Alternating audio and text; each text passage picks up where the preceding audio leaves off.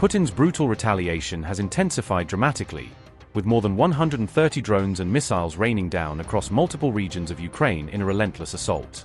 As European leaders finalized fresh commitments with Volodymyr Zelensky, Russia immediately answered with another wave of powerful strikes across Ukraine. While European officials gathered in Paris for high-level talks, Kyiv, Kharkiv, and Odesa came under heavy bombardment from Russia's expanding offensive. Russia's relentless assault is raising a chilling question. Is this only the opening phase of Putin's wider campaign of revenge against the West? As the coalition of the Willing Summit unfolded in Paris, Russia unleashed a fresh wave of devastating attacks across multiple regions of Ukraine. Russia launched intense strikes across Ukraine even as President Volodymyr Zelensky lobbied European allies for additional weapons, military aid, and financial assistance. Moscow allegedly fired 135 drones along with 10 different ballistic missiles at Ukrainian targets during its large-scale assault on July 13. From Kyiv to Zaporizhzhia and Kharkiv, Russia rained down waves of drones and missiles, triggering explosions across several major Ukrainian cities. Critical energy infrastructure was reportedly among the primary targets, leaving thousands of residents in the Chernihiv region without electricity.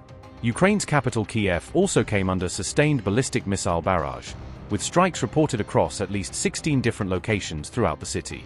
Dnipro, Donetsk, Zhytomyr, and Odesa were also hit as Russia widened the scope of its retaliatory campaign across multiple Ukrainian regions. Taking to X on July 14, President Zelensky urged European leaders to reach a united consensus and impose even tougher sanctions on Russia.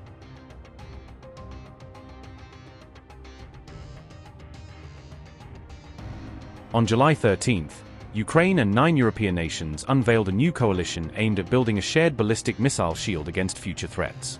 Although Russia made no direct reference to the new defense pact on July 14, Moscow issued a stern warning to Kyiv and its European backers. Yesterday, the United Kingdom and the European Union announced sanctions against Russia, accusing it of orchestrating cyber attacks aimed, in their view, at sowing chaos and discord across Europe. Among these alleged cyber assaults is the attack on the Polish power grid in December last year. How might the Kremlin respond to these new sanctions? We do not accept these accusations. As you know, for many years now, Russia has been accused of things it has no involvement in. These allegations are always unfounded, they lack reason, and we are rarely provided with any evidence. As for sanctions, we have always considered them illegal. We've adapted to the tens of thousands of sanctions imposed on our country, learning how to circumvent them and minimize their negative impact. We will continue to do so. We do not recognize and categorically reject the imposition of sanctions against the messenger. We consider such actions to be utterly absurd and indicative of the repressive nature of those imposing them. I would remind you that Max is not the only messenger facing repressive measures in European countries. You know which other messaging service I am referring to. Therefore, the Europeans' approach is not genuinely democratic but rather repressive. We remain convinced that, despite these sanctions, our messenger will continue to develop rapidly and successfully.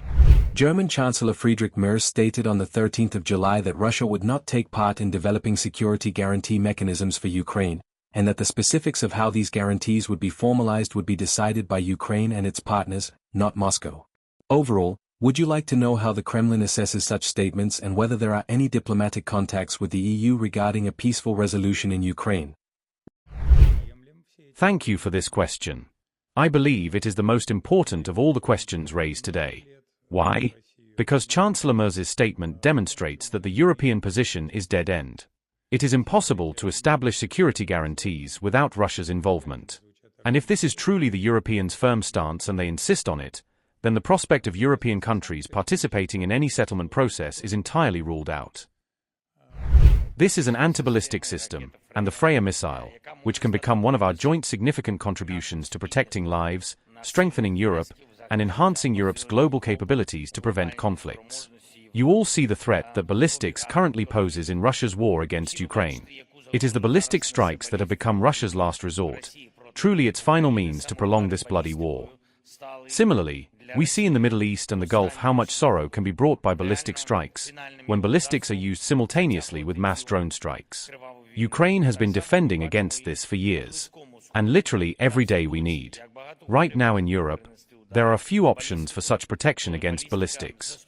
First and foremost, These are the American Patriot systems and the missiles for them. France is developing its own updated system in this context. Together with Italy, there are also the IRIS-T systems, and we are grateful to Germany for the support with these systems. With the American systems, the difficulties are obvious. The production is currently, of course, being ramped up. There are not many of them, they are of high quality, but there are not many of them. And the President of America mentioned that in the coming years, this will significantly increase. However, America already needs to support the arsenals of its allies, protect itself, and protect its bases from strikes from Iran.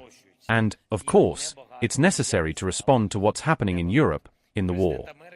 Nevertheless, there are times in Ukraine when we don't have missiles to intercept ballistic missiles. That is a fact, and that is the truth. That's why we have started a new anti-ballistic program, which includes the coordination of political, governmental, and industrial dimensions and which can provide mass anti-ballistic weapons, systems, and missiles to them. We named this program Freya. Today, the first founding meeting of the Anti-Ballistic Coalition took place. I thank you, friends, for your support. It is important that there are representatives of European companies, those who produce critical components for defense systems. Thank you for being present today. Each of us has important, very important details, very important components. In Ukraine, we have a missile, but these are only parts of a system. Together, within the next 12 months, we can make this missile, this a system, preferably mass-produced, free, which will cover the shortage, be inexpensive, and at times allow the whole of Europe to equip itself with new anti-ballistic capabilities and provide protection to those in need worldwide.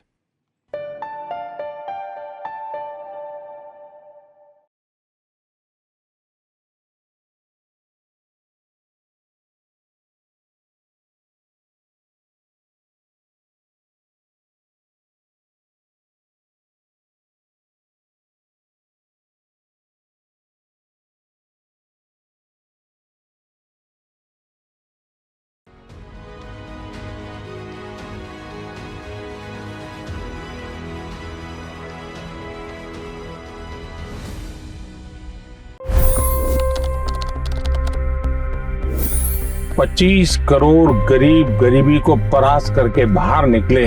For the good of our nation, let's work together and let's truly make America great again. The fastest news breaks. Requested PM saying that look, you will have to speak to Putin and to Zelensky. The biggest newsmakers. The relationship with India is probably the most important bilateral relationship the US will have for the rest of this century. The capital delivered quite an election result today. Expert analysis. The million-dollar question today is how to stop this dance of death. Ground reports. I'm standing at the crossroad of the Kumbh Mela. Behind me are more than 100 entry ghats. Long-form interviews. Exclusionary politics is reflected in Manipur case as well. You don't bother because this is a small state.